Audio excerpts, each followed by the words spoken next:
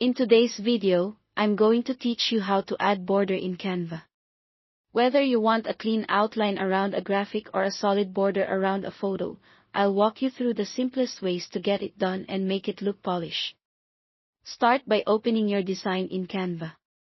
On the left side, click the Elements tab. In the search bar, type borders or frames. You'll see options ranging from simple rectangles and circles to decorative edges. Choose one that matches your style, then click it to add it to your canvas.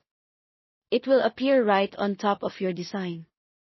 Drag the corners to resize it so it fits your layout, and move it into place by clicking and dragging. Canva Smart Guides will help you align edges and center your border. If the border covers something important, use the position controls at the top to send it backward or forward until it sits perfectly. To create custom outlines and give your border a specific color, select the border element and click the color tile in the top toolbar.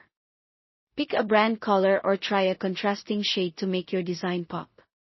Some border elements allow you to adjust line thickness or style. If you don't see those options, try a different border element from the search results.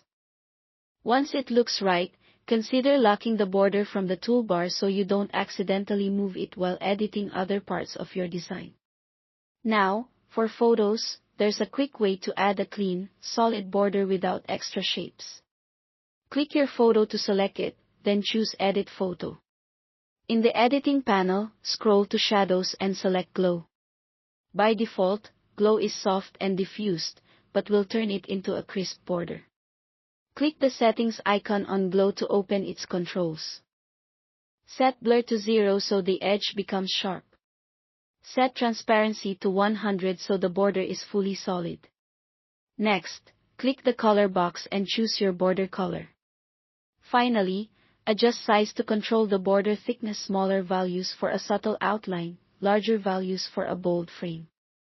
If you need a little breathing room around the photo, slightly reduce the photo size so the border doesn't touch the edges of nearby elements.